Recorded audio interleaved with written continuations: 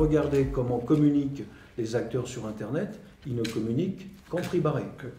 Ce qui fait que les magasins en dur, les physiques, ils veulent suivre et ils sont obligés aussi de faire de la promotion en permanence. Dans la grande distribution, c'est l'animation sur les prix qui domine aujourd'hui. C'est une véritable bagarre très âpre. Amplifier, ce que disait Didier est tout à fait vrai, le cross-canal aujourd'hui, c'est pas de vendre sur Internet qui est important, mais c'est de gérer une communauté. Le consommateur est de plus en plus exigeant et il demande de plus en plus de détails, parce qu'il s'est déjà informé. On a 2 fois plus de services après-vente qu'il y a 5-6 ans. On n'achète pas un produit, on achète une solution complète. C'est qu'on a un outil productif qui est relativement vieillissant à comparer à celui qu'on voit en Italie, en Allemagne. Il faut savoir que la fiscalité, quoi qu'on en dise, est moins lourde en Allemagne.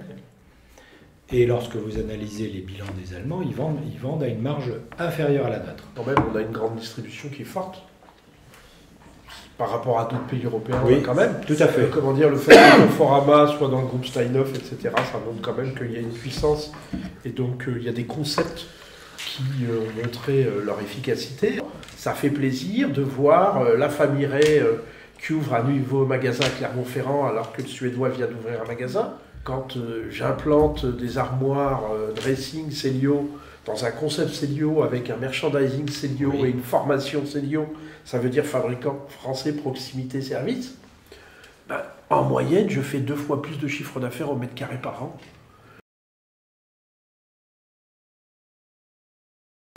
Aujourd'hui, pour la DGCCRF, le meuble n'est plus considéré comme un secteur à risque. Il y a tout un travail qui se fait de façon plus volontaire à travers la réflexion sur un code de bonne conduite qui serait cette fois-ci pas uniquement circonscrit à la vente à distance, sur laquelle on est en train de réfléchir avec la FNAM, et on va essayer d'être plus malin que de se voir simplement imposer des contraintes législatives qui sont souvent pas bien calées par rapport à ce que sont nos pratiques dans nos métiers. Avec le prisme de l'alimentaire.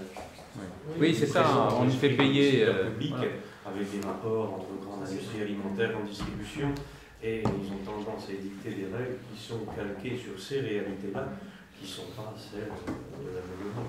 Plus on met de contraintes, on organise par la loi ce qui devrait être fait par le commerce et le marché, c'est extrêmement négatif.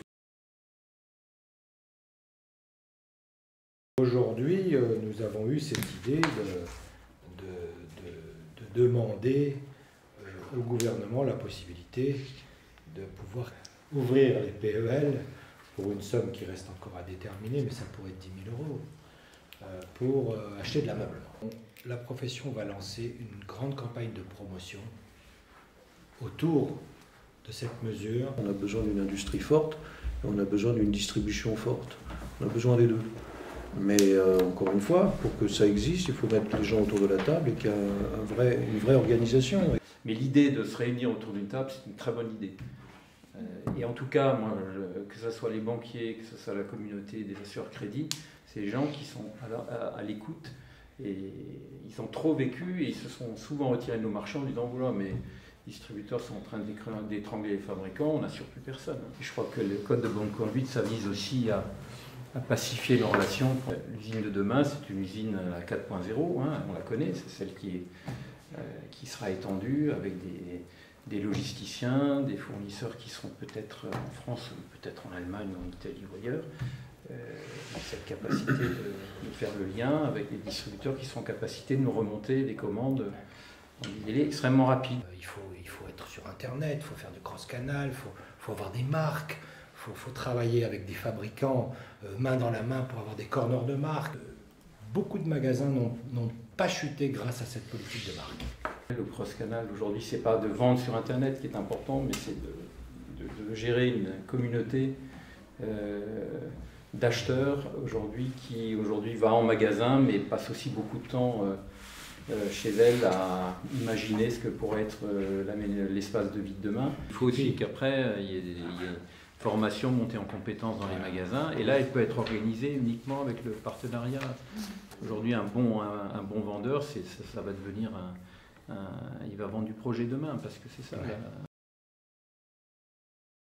D'abord d'abord, je trouve que c'est très bien d'avoir pris les devants et d'avoir créé cet organisme. Je pense que la destinée est entre vos mains.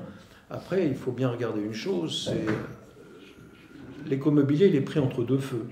Entre d'un côté, ces actionnaires qui disent attention, dans une période qui est difficile, il ne faut pas que les contributions montent trop vite. Et de l'autre côté, des collectivités locales qui tapent à la porte pour se faire financer, parce que les pouvoirs publics diminuent leur crédit. Donc là, vous avez une organisation qui est prise entre le marteau et l'enclume, et c'est vachement difficile pour eux. On a parlé effectivement du renforcement des liens avec les donneurs d'ordre. La FNEM en est un, mais il y en avait d'autres. La robotisation, évidemment, l'impression 3D, toutes ces techniques et ces technologies, aujourd'hui, on doit aider nos fabricants à accéder à ces innovations. Donc ça, c'est un vrai enjeu pour l'UNIFA de monter des actions collectives sur ces thématiques. Le meuble peut redevenir un produit porteur de technologie. Et les équipementiers, c'est des gens comme Bloom et autres qui sont très en demande de nous aider à passer ces caps de technologie. C'est les montées en compétences, hein, on en parlait chez les distributeurs, chez les fabricants, on a aussi des montées en compétences. On parlait de la robotisation, de la numérisation, ça nécessite des compétences aujourd'hui qu'on n'a pas toujours dans nos usines. Donc ça va nécessiter effectivement de s'investir dans ces problématiques formation au niveau collectif pour que nos adhérents puissent avoir accès à des formations métiers. C'est vraiment des enjeux qu'on veut démarrer là dès 2015. On a déjà des projets avancés. Mais là, même avec la FNEM, je pense qu'il y a des choses à faire dans le domaine de la formation parce que la numérisation, elle concerne vraiment les gens chez nous dans les bureaux d'études et chez vous dans les magasins, quoi. Et qu'on a un centre technique qui s'appelle le FCBA, qu'on partage avec la distribution et qu'on souhaiterait moteur sur ces sujets-là. Moins de normalisation franco-française et plus nous aider à franchir les frontières. Notre primauté, c'est relancer le marché. Alors, relancer le marché, c'est très simple, c'est donner envie aux gens et leur donner les moyens. Moi, je pense que s'il y a vraiment une prise de conscience que l'intérêt passe par une meilleure communication entre l'industrie et la distribution, c'est une bonne chose. En tous les cas, moi, ça me donne l'occasion de dire il y a des possibilités à l'IPEA, il y a des études qui sont faites. Voilà, il suffit de demander et on est tout à fait ouverts pour participer avec les uns, avec les autres, pour faire évoluer ce marché dans un sens positif.